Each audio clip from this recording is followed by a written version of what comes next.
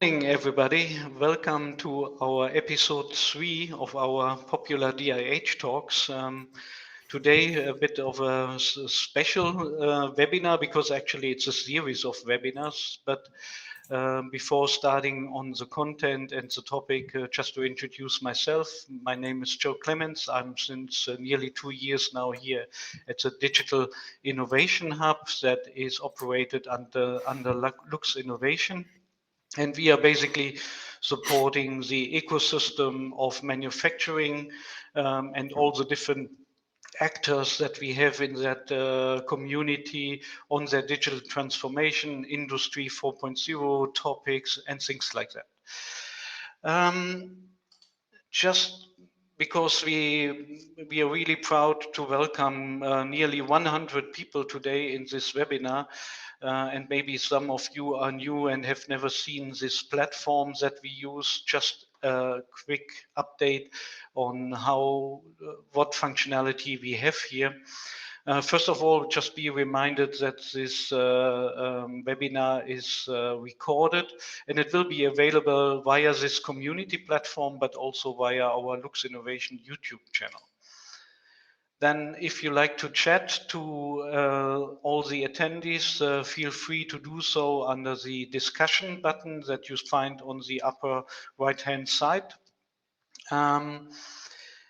After each presentation from our speakers, you will have the chance to raise questions. You can already do that during the presentation because I'm keeping an eye on it, and I will place the questions then to the speakers after they have finished their presentation. And last not least, you find one poll today in the interactivity session. And please provide us with your feedback. It's always interesting for us to see who is attending and why. Yeah, that's actually it on the platform. And yeah, the topic today is all about good practices. I mean, no doubt there is a lot of talk in our ecosystem in general, I would say, about artificial intelligence, machine learning, and things like that. But indeed, what is often forgotten is that all that starts with the data collection, and particularly when you are in manufacturing, it can be quite challenging because typically you have to access a variety of systems from different machine builders, OEMs, you name it all. Plus, typically in a production environment, you have technologies of different ages, sometimes old, very old ones, and then often it becomes necessary to apply additional devices, IoT devices. And that's what we like to cover today and really start on that one, see good practical examples of data collections and the use of additional IoT devices. I mentioned the poll already. Feel free during the start of the session to go there and provide your feedback. Now, what was our motivation to go for it? First of all, and following all kind of international studies, the results are always the same. Applying artificial intelligence and machine learning technologies on data, on your data, particularly when it comes to factories, has the potential to increase a lot your efficiency, to stay competitive. And what is not shown here, also international studies are clearly showing that Europe is falling behind, particularly in comparison to Asia and Europe. And of course, we like to make sure that we stay competitive here in Luxembourg, in Europe in general. And last not least, the motivation for us was your feedback, actually. It's hard to read, I know it's a bit small, but by December, January, together with my nice colleague Nicolas, we constructed a survey and we gathered feedback from you. And actually the topics that is related to data design, data lake, business intelligence, analytics, up to the level of AI was actually the one that was rated the highest. And that's also the reason why we are going for actually 3 sessions in a row following the sequence. Now, let me introduce our first Philip as Mark as a speaker. He is actually the founder and Chief Business Development Officer of Pepite.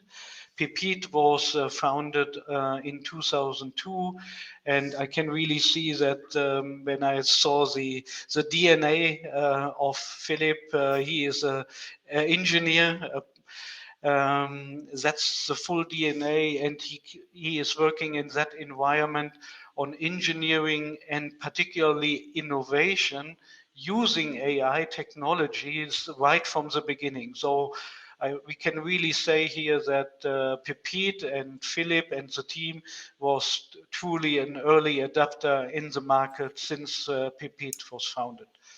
So Philip, thank you very much for joining us today, and the floor is yours. Yeah, thank you very much, Joachim, for this kind introduction. Indeed, in my background, I've seen a lot of factories for more than 20 years where we try to use advanced analytics and especially artificial intelligence and machine learning. And still, I mean, the road is not so easy as we can expect when we come from a research lab, because this is where I was working in the beginning of my career. So here, I'm really happy to share with you our experience with one of our latest customers in Poland.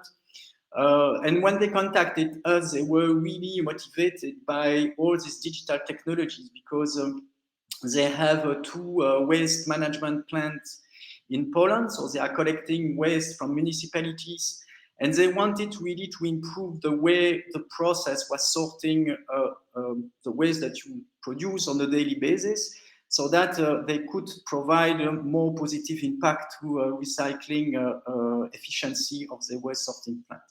So that was quite a challenging customer, because you will see that they were starting from basically nothing. In our experience, we have a wide range of customers, smaller company, but as well bigger companies where they might have at least quite a lot of data available. But in this case, you will see that it was not so easy. And one of the investments that they wanted to do is, of course, to upgrade from the current situation in terms of data collection. So they had a lot of machine in their process, but basically they were collecting absolutely no data. They were even not knowing which data was exactly collected by the different equipment. And the idea of collecting this data is, of course, not to store data for the fun, but to optimize different performance of operation. It can be, of course, to try to reduce your energy footprint. It can be related to the efficiency of the process, which was in this case basically what they wanted to do, to sort more efficiently the waste, because it has as well a value. Well, of course, it's good for environmental and sustainability, but it's also because the better you are in sorting waste, the more income you will generate for the company. So we are not always in the ideal situation that I show you here, that are materialized by this pyramid of different IT and OT level that you find typically in a plant. Basically, there is no pyramid at all at this customer, right? So you just have the basement and you need to start that from scratch. And of course, at an extremely low cost, which can be something that you could thought being an impossible mission, but we at least managed to do something that I will show you in the next slide. So how we do that, because of course the easy part is artificial intelligence and advanced analytics, right?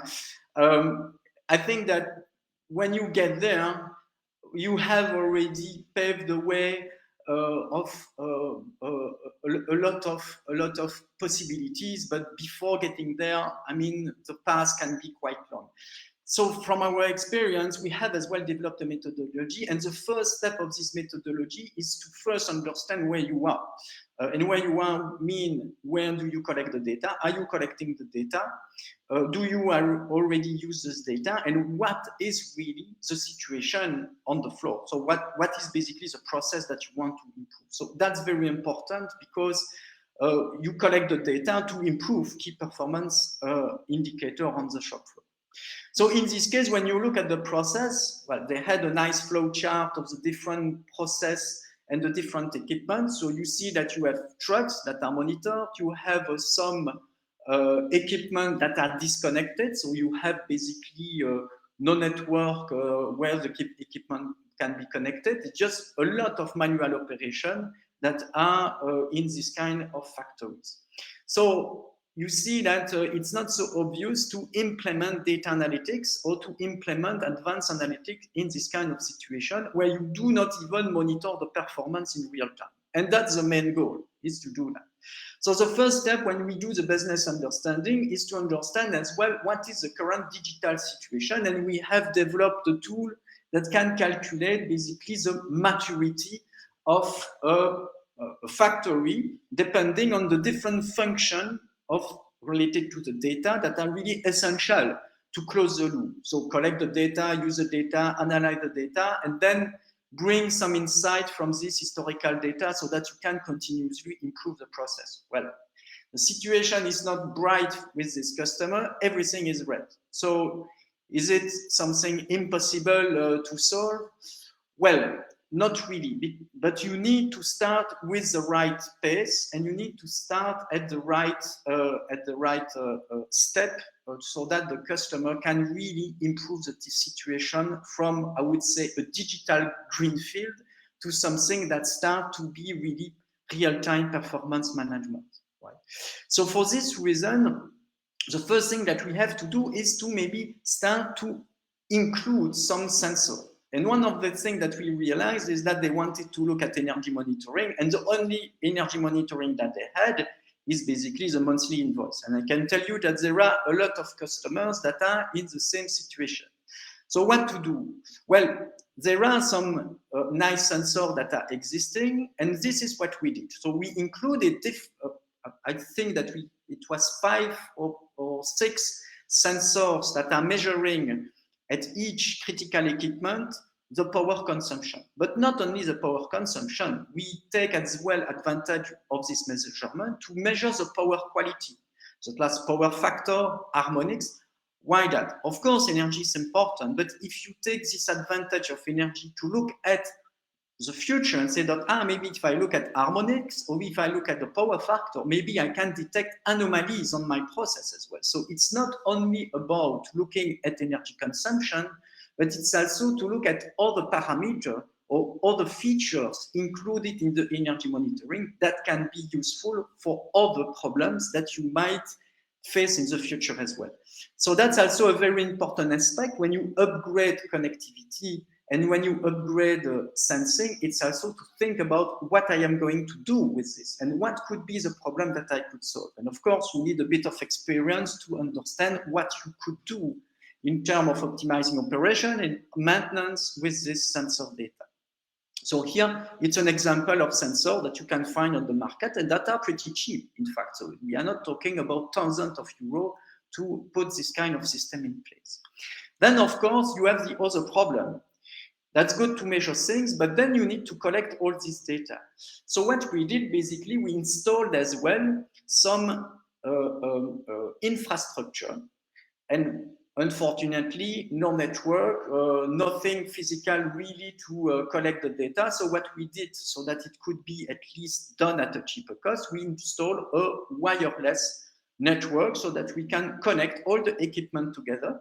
And all this connectivity could then stream data in a small PC, so a small computer, just maybe a bit like what you can have at home, so still not too expensive, where we have installed our platform that collects all the data using standard protocol. And by standard protocol, some of you might know OPC UA, so it's a well-recognized standard protocol, open, so that you could connect any equipment using this connectivity system. So once you have that, you can start to connect your system and analyze the data. Of course, and when you talk about wireless, it's not like the wireless that you have at home. It's what we call a mesh network, so that it's reliable, it's fast, and it's as well extremely powerful in terms of the bandwidth of the data. So we made some tests, and we were very surprised that it was extremely powerful and impactful in this case. Then when you start to get that, you can do the job on another plan, and you start as well to connect all this infrastructure in a central location to build then a centralized data lake where you can have remotely all the dashboard and all the performance from your operation, and start then to create some real-time visibility of the different key performance indicators that you can have in a plant. Energy consumption, OE, productivity, and everything can be easily managed so that you can take the best decision at operation and at management level. So that said, this is the result. Dashboard, you can click on it, it's web-based, you can view real-time operation, but as well historical data, so that you can as well talk with operators, you can talk with people to say, look, this what happened, we should avoid that, and then you can put really action in place, so that this can start to create really awareness in terms of real-time performance and in terms of management of this performance. So what can I do in order to improve it? So you see that when we talk about data collection, data storage and data analytics, it's extremely well connected to continuous improvement of your process. So from this part, there is nothing new. We have not waited of advanced analytics and machine learning to do continuous improvement. It's just an enabler or an energizer or a catalyzer, if there are some chemical companies over there, that can indeed create this possibility to use data at its full speed. Of course, it looks like easy, but it's not easy, because I would say some learning factor that we get in this kind of project, it's very hard to predict everything when you start this kind of project, because this is new for the supplier of the equipment, this is new for the client.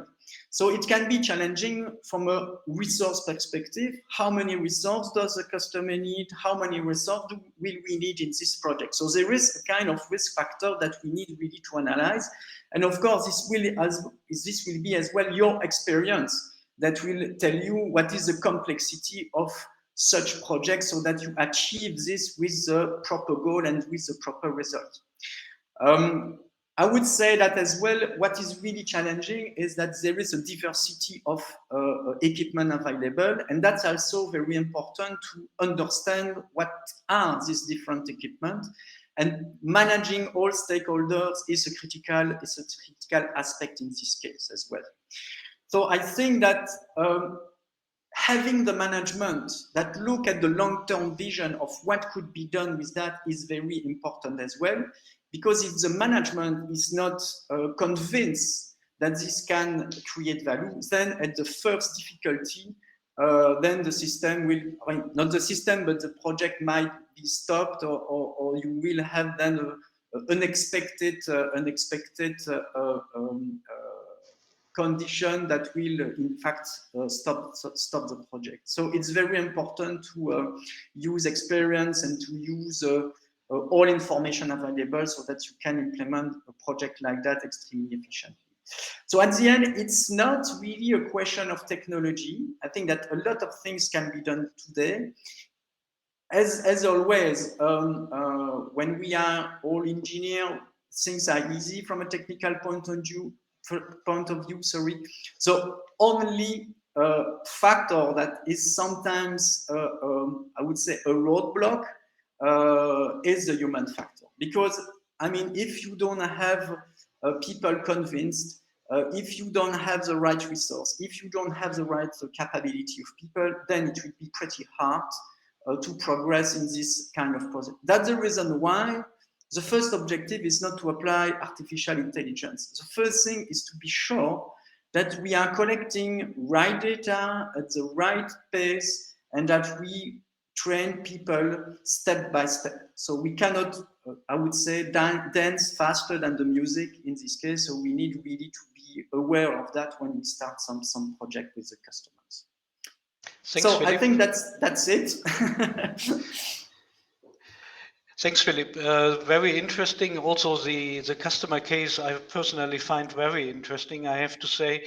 And indeed, the first questions came already in. And particularly on when it comes to those investments you mentioned, actually it's not so expensive, you said, at least maybe the first phase. I don't know what you meant by it, but Nicola here asked the question, what is a typical return of investment for such a project? I would say that what we target with our customer is to have a return investment in less than 1 year.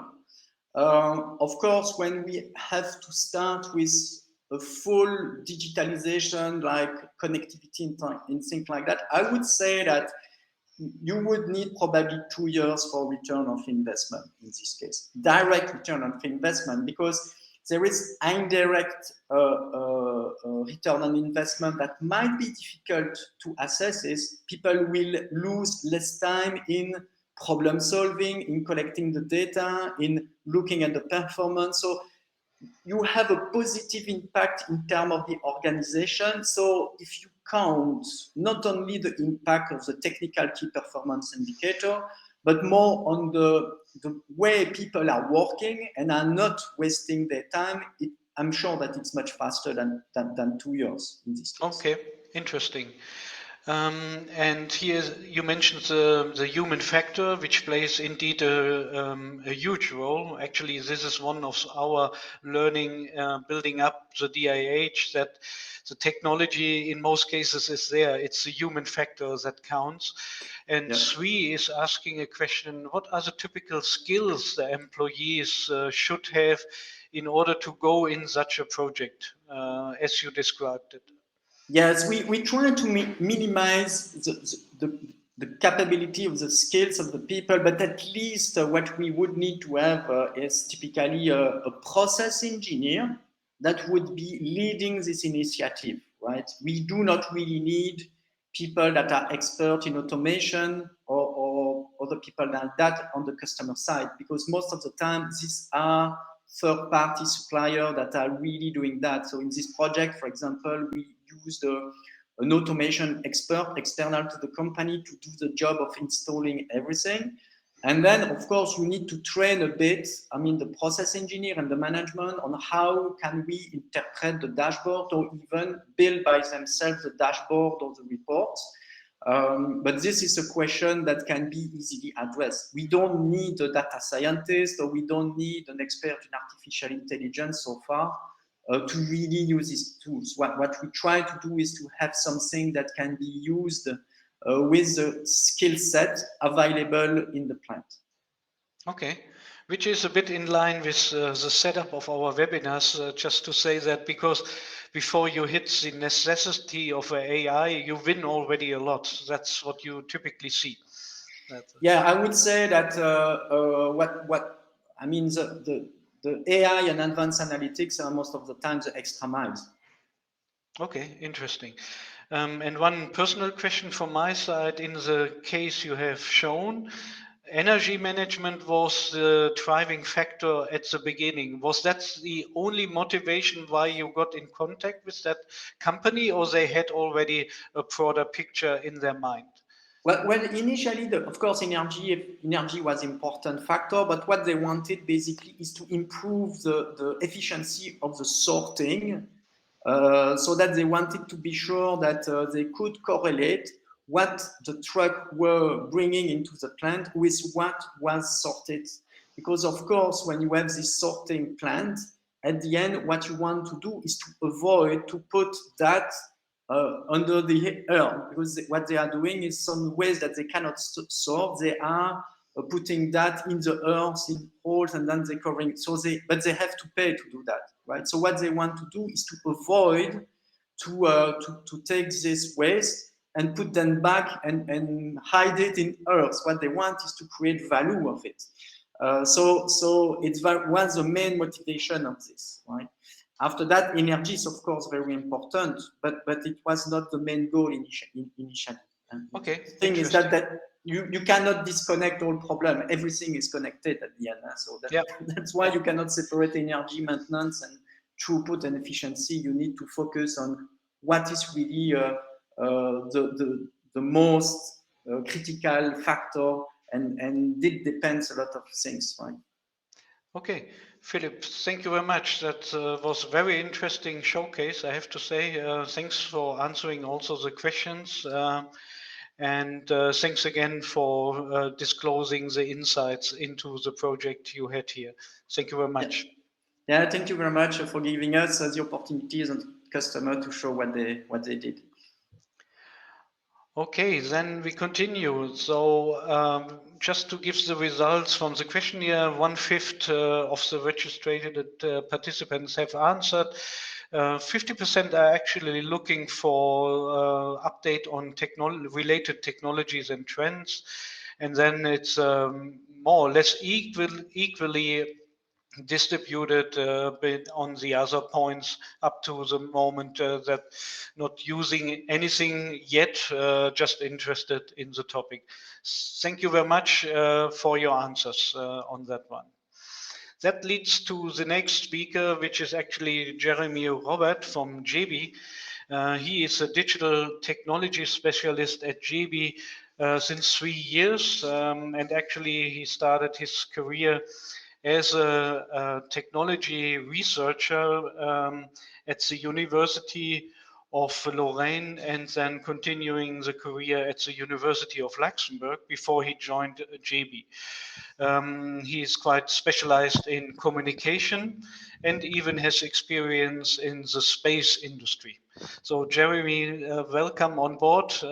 Really looking forward to see the insights of JB, because we are fully aware as a digital innovation hub that you achieved already a lot for your own factory. So please start. Thank you. Thank you, Joe, for the introduction. So indeed, so you will see we have a lot of similarity with the previous talk, actually. So I will present today how at Chebi we are collecting the machine data in an efficient way. So first, let's set the scene. So historically, Chebi has completely independent companies that became a group in 2018. And now, as a group, we need to standardize the different processes, the different machines, the different ways of working. And then for doing this, so we are starting a project for digitalization of all those production sites. So first we start with a methodology. So this is the methodology we applied. So first we start with a proof of concept, then we try to improve it. And once we reach the expected needs, we standardize it, and then we try to deploy it. So first, it's important to start small. So we start with one pilot production site, so the site of Luxembourg in 2018, with this clear methodology. So then, actually, in 2018, we're starting with this crazy idea to have a self-reconfiguration of the full factory, meaning that, I don't know, you receive a work order, and then you want to reconfigure all the factory based on the different parameters of the machines and so on. But this, as I said, it's a crazy idea. So we need to have the machine learning for that. If you have machine learning, you need to have data. And if you have data, it means that you are always able to connect machines and manage all the interoperability between different homogeneous machines. So for that, we want to thanks the Ministry of Economy, since we started a project by L-DIH, so L-DIH project. And for starting it, we had also the support of Luxinnovation.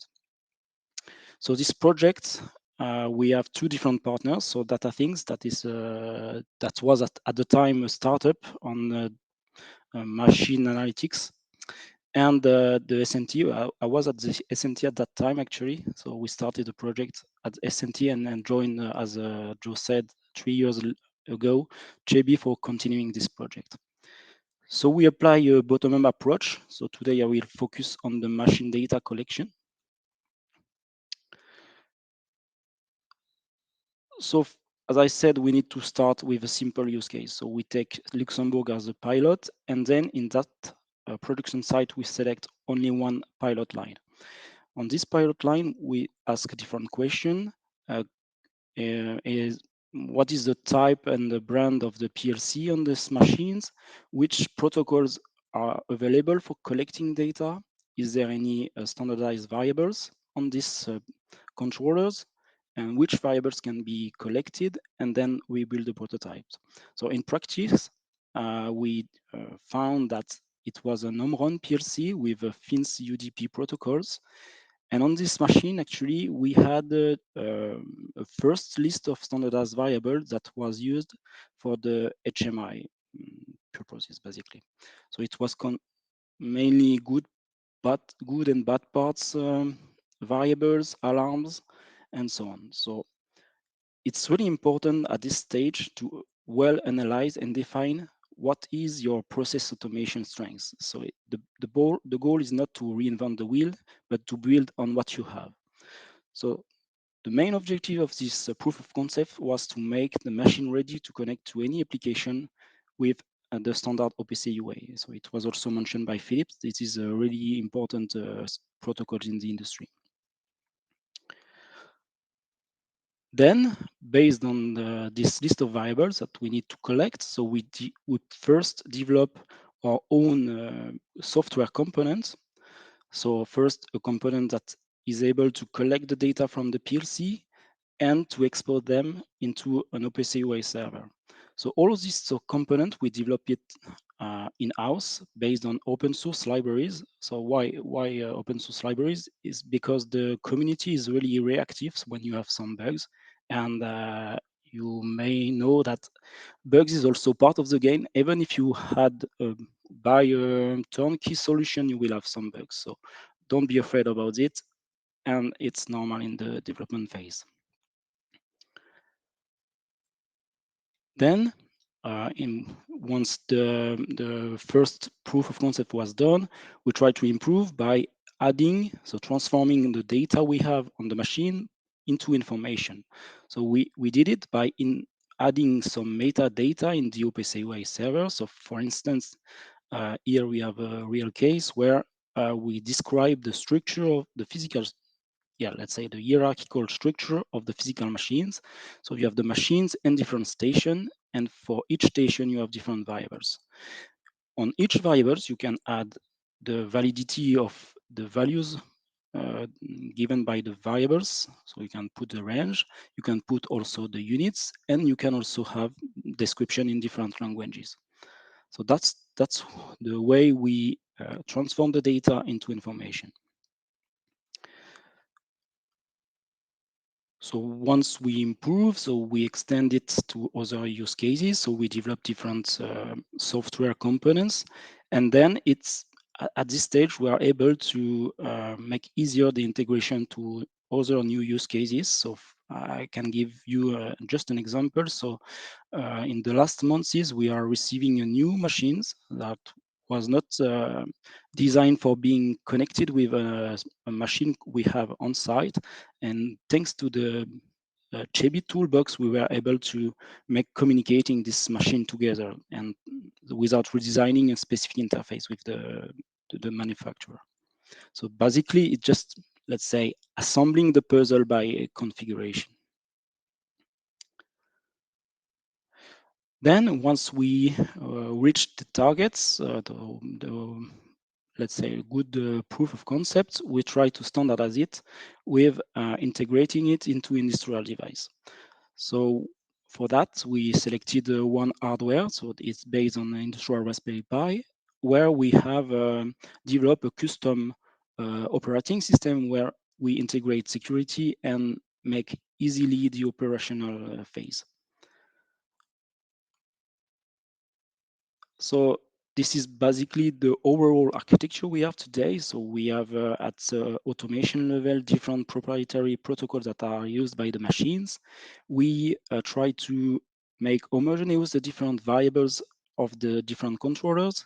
Then we collect all the data thanks to our gateway with the OPC UA server on it. And based on that, we are able to now developed our business application and put our data in motion, basically. So We have also developed application for monitoring tool, basically analytics tools for the machine data, that it will be maybe presented in another L-DIH talk.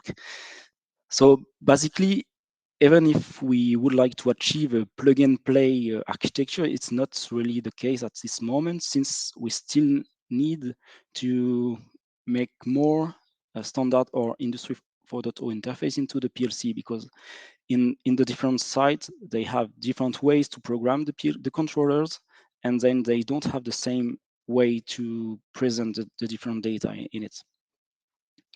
So it's still not the case, but it's ongoing actually. So then we go for the deployment phase. So first we start to validate the replication by taking one pilot line in the different other production sites. And it was actually successful, even if it needs sometimes some adaptation on the PLC side, but it's working fine at the software level, let's say. So today we are able to collect machine using the home run fins protocols, so OPC UA, and also Siemens S7. In terms of performance, we are able to reach a data collection period to 1 to 5 seconds, mainly for the protocols with a reading mode, since OPC UA can use the publish subscribe mechanism that can be faster. And we have between 120 and 840 vibers per gateway, and today we have 50 devices in the group deployed.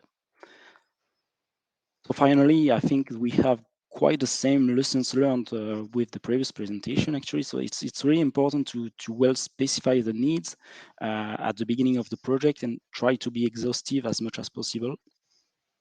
It's also important that when you reach a very successful proof of concept, to standardize at this time. And of course, it can change and evolve over the time, but it's important to start from something.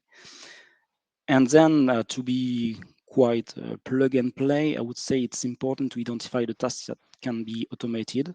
So for instance, the gateway now, it's really fast to install, and more time you need is to configure the variable in the PLC today. And last but not least, it's really important to involve people from the shop floor, because they know their process and they know where the data are. And it's really important to involve them at the beginning of the project as well. So that's all for me. Thanks, Jeremy. Very interesting again, and also congratulations to this project, because I mean, I think everybody had already seen now and has the feeling that you completed more or less the journey. You will continue, of course, but this is not theory. This is a system that is in operation. Indeed, yeah. I mean, you mentioned the people factor, and I can just repeat the question from before that came from Sri. Um, did you do any internal training measures when you initialized the project, or from a people viewpoint, how did you start the project? Well, actually, from JB, it was really important to involve the process people actually, because they are the one that know the process and the way they program the machines. So it was important to discuss with them and to understand where the data are and which one we can use for further analytics, basically. Yeah, I mean, I hear often the concern that if you put something on top of your machine, you mentioned Omron, you mentioned S7-200 PLCs, that by taking out the data from the PLCs in order to report it into a central system, that it has a huge impact on the cycle time, and then with that on the performance of the machine. You have seen that? No, actually, there is no, so far we didn't observe any impact, since actually the PLC are well, let's say, scheduled. So the part related to the communication with the outside is really separated from the process itself. So it means that you can request the data without any impact on the process. Okay, interesting. That's, And I have another question from Sri. Since you are using different communication protocols, FINS, OPC, UA, how did you harmonize it or unify it, the communication? Because you had to talk to Omron and to a Siemens, because these seems to be the two controllers that you use within GB. Yeah, indeed. So we developed basically three different data collector components. So of course they are talking with their own protocols, and then based on the results we have, we expose all the data into OPC UA. So with the same data model, but basically. So when we are talking about the good part for station, it will be the machine and then the station and the good part in that station. So that's the way we uniform to make uniform the variables basically. Yeah. And another question again, it's Sri asking here, how do you decide on which variables to measure? My worry is that if you collect every variable, it will have a lot of data that is not used at the end. Yeah, indeed. So first we started by collecting production data. So as I said, very basic counters of good and bad part produced to have at least a monitoring tool where we can see in real time the production. And then we try to improve and to add what we need for maintenance part or quality analysis. So like the alarms, for instance, on the machine, and to see the repetition of these alarms on the machines. And yeah. Okay, thank you. And Philip Mack actually is asking, did you use any middleware such as PTC, Cap Server X? Actually, no, we are relying on open source data libraries. So it's Open 62.541 actually. Okay, interesting. Okay, Jeremy, I think we have to keep an eye on the timing. So thanks for answering all the questions. Thanks for sharing all those insights. Quite interesting. Clearly, we see a bit of an overlap in the way you approached it as we saw before, but there are also differences. And really to see that now straight from a production environment, very interesting. And I hope the audience will also appreciate this content. Thank you very much. Thank you. Now moving to our next and last speaker, which is Thomas Metzgerschen from All-in-One AIO company. It's a company that is specialized actually in facility management, but more concrete energy management, and of course, most important, energy optimization. And Thomas is working there since about 3 years. He's the manager of the customer portal that is used. And I had been with him 3 weeks ago, actually, where I got an introduction of that platform. And I was quite impressed what was visible there. Of course, here it's mainly driven on energy data. We are not talking about performance data necessarily. From a shop floor, but I see a lot of commonalities, and we discussed a lot of commonalities, and therefore I was eager to invite him as well. And Thomas, welcome, and yeah, looking forward to the content you are going to share. Actually, Thomas will try to show live data, so might take a little moment to get started. Thomas, it's all yours. Hi, thanks for having me. So I will just share my screen.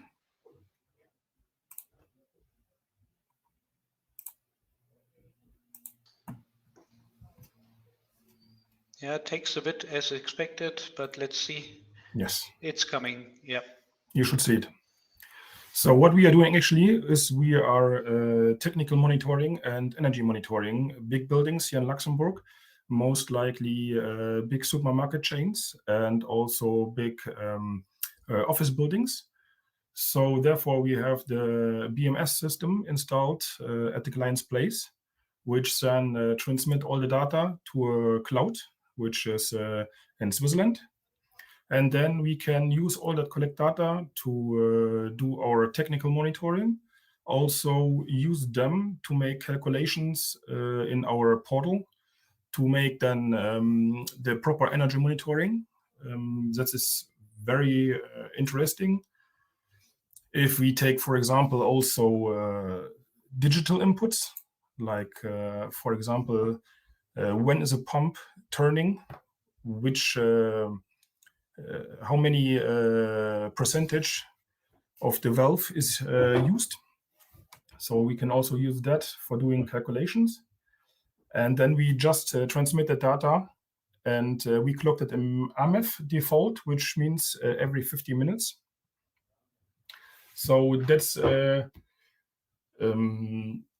do proper energy monitoring. We know already that sometimes we have the requirements. We need to collect the data once a day, once a week, or sometimes just once a year, which is not really good to make proper energy monitoring, because we cannot have an idea about the base consumption and also the loads of the equipment.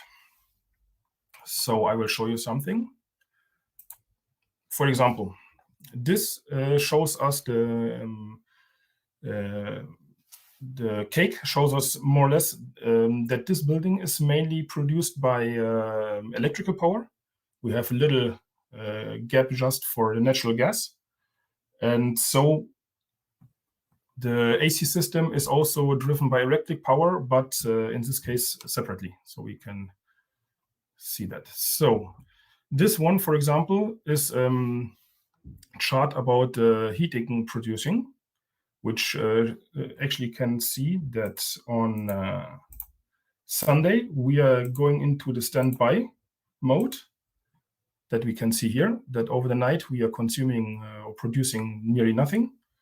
And therefore we have the Monday, which then is overconsuming a bit in the morning until around about 6:30 a.m.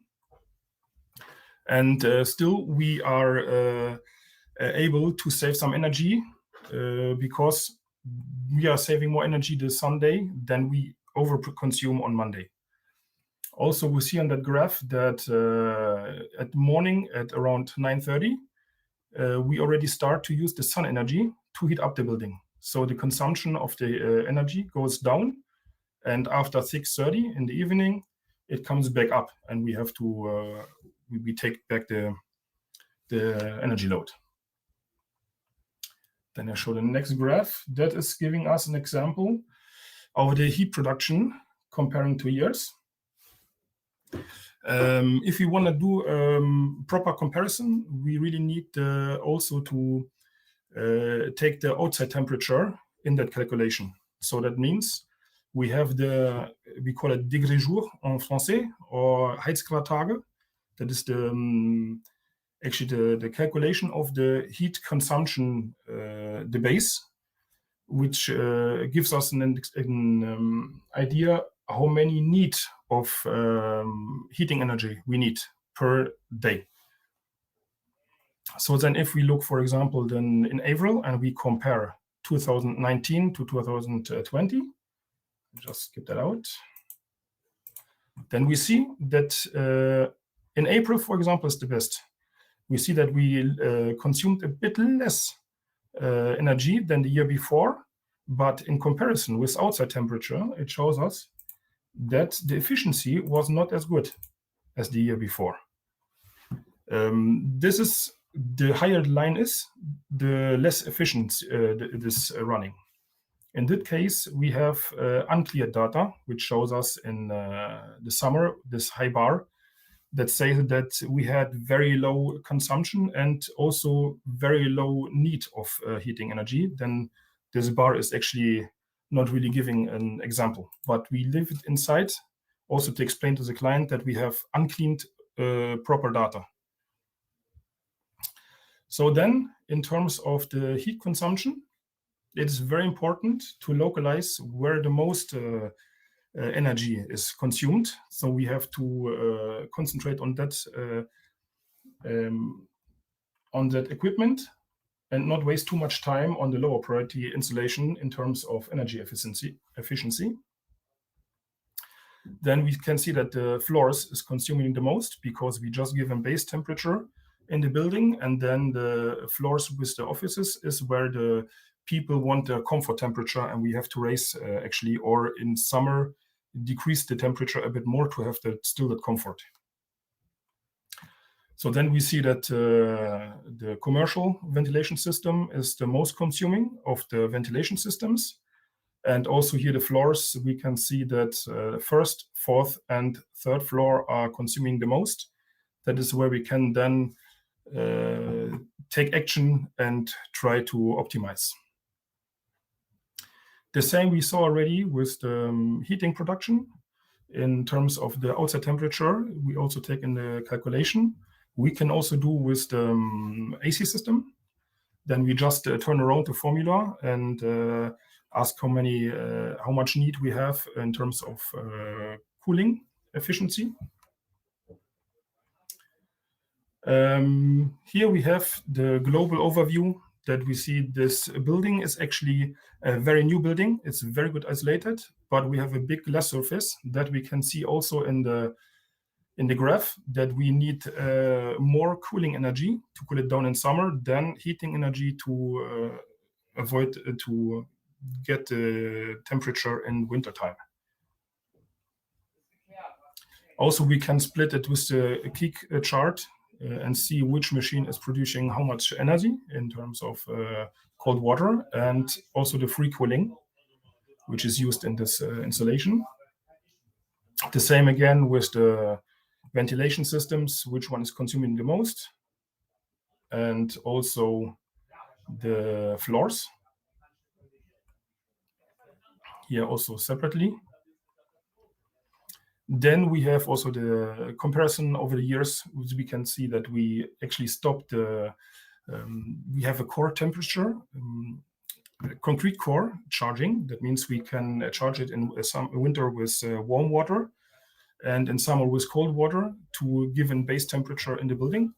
And we stopped the heating of the core in 2022 because it was giving us not the results as accepted, as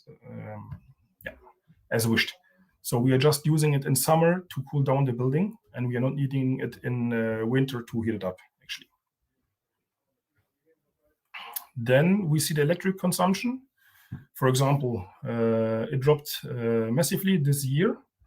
Also, we can see the drop already because of COVID. The more people were going to home office and work from home remotely.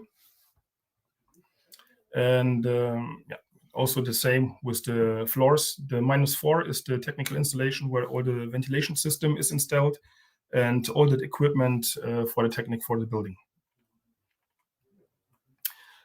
Which is very important also to have the security about the water meters. For example, once we have alarming, we can set on the sensors, which give us an alarm. We can set it at daily, weekly, or monthly when we overconsume.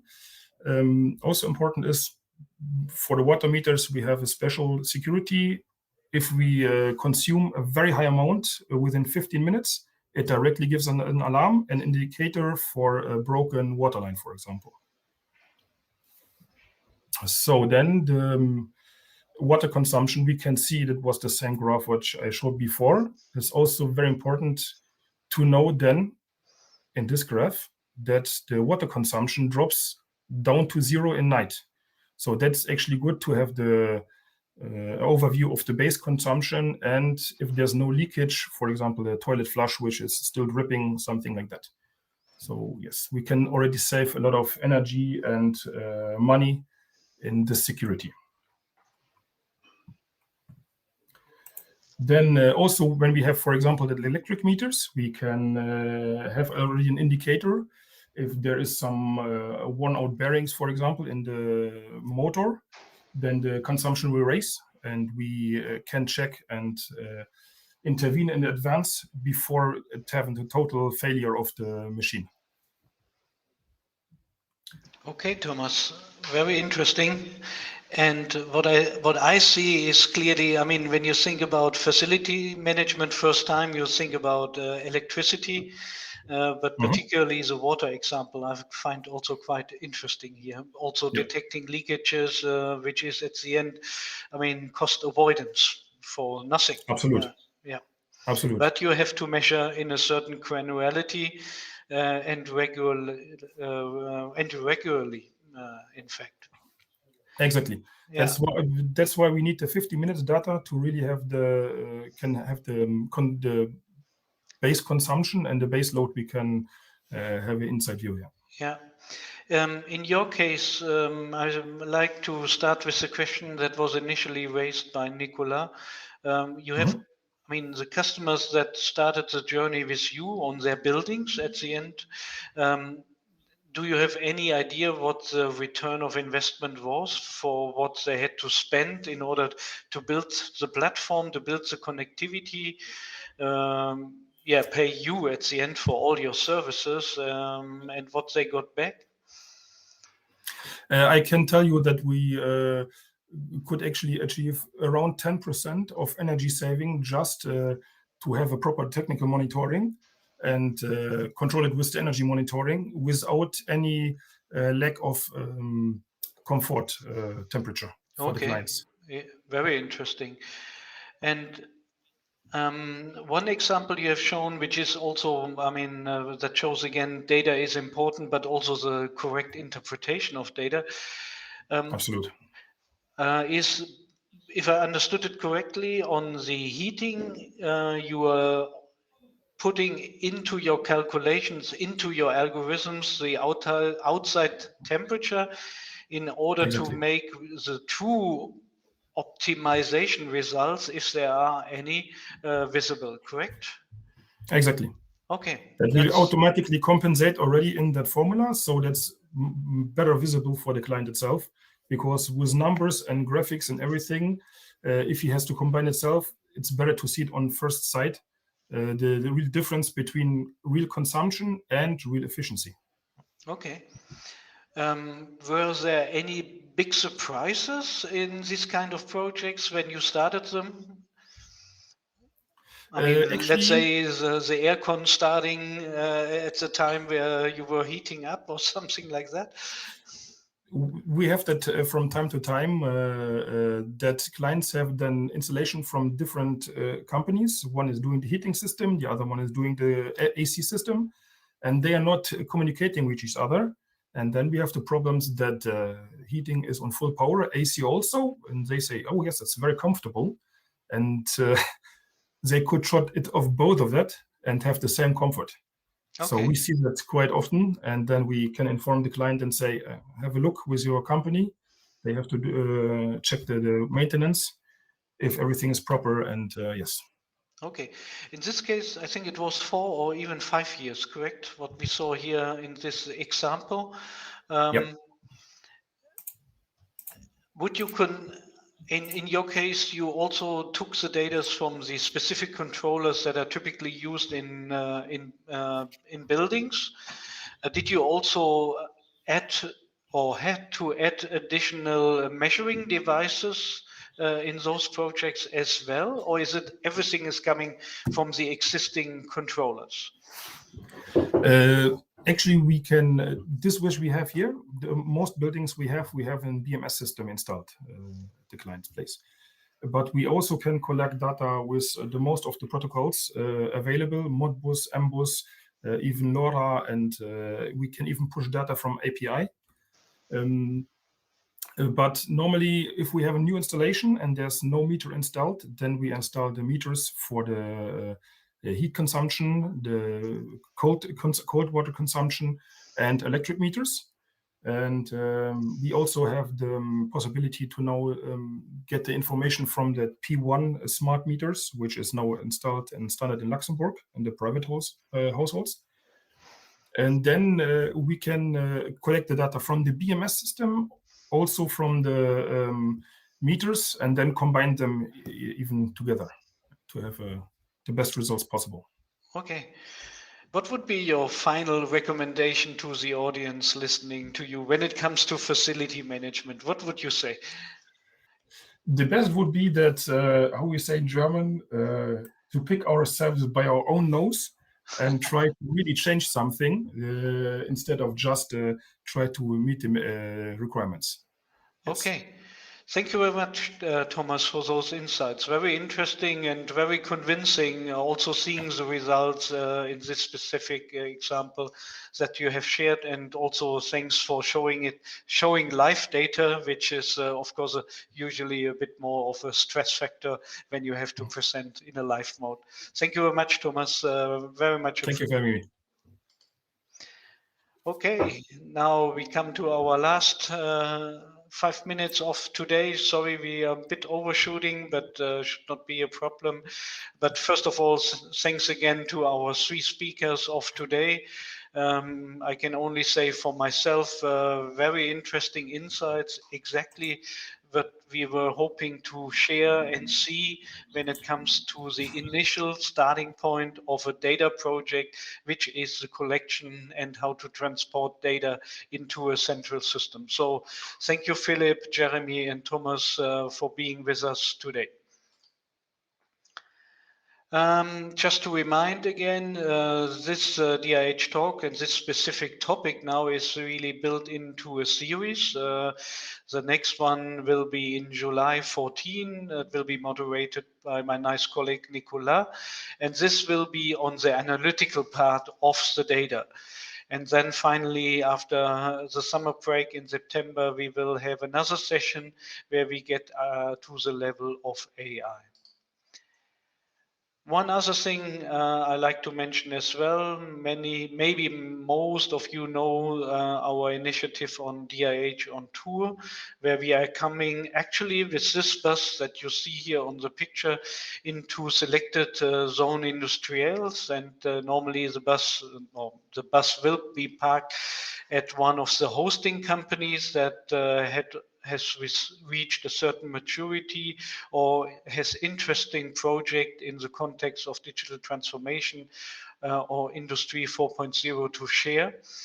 And there will be factory tours. We will have awareness sessions again. The program is currently worked out, and we are in contact already that I can commit to you with very interesting hosting companies already.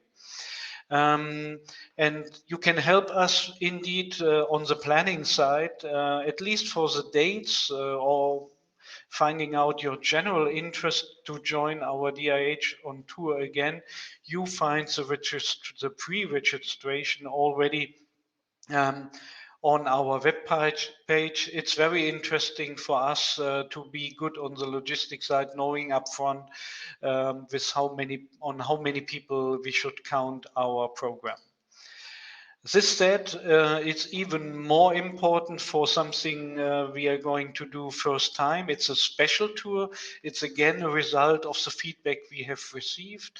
You are all invited to join us on a coach bus driving to the SPS Nuremberg Fair in November, which is actually the largest automation fair in Europe meanwhile.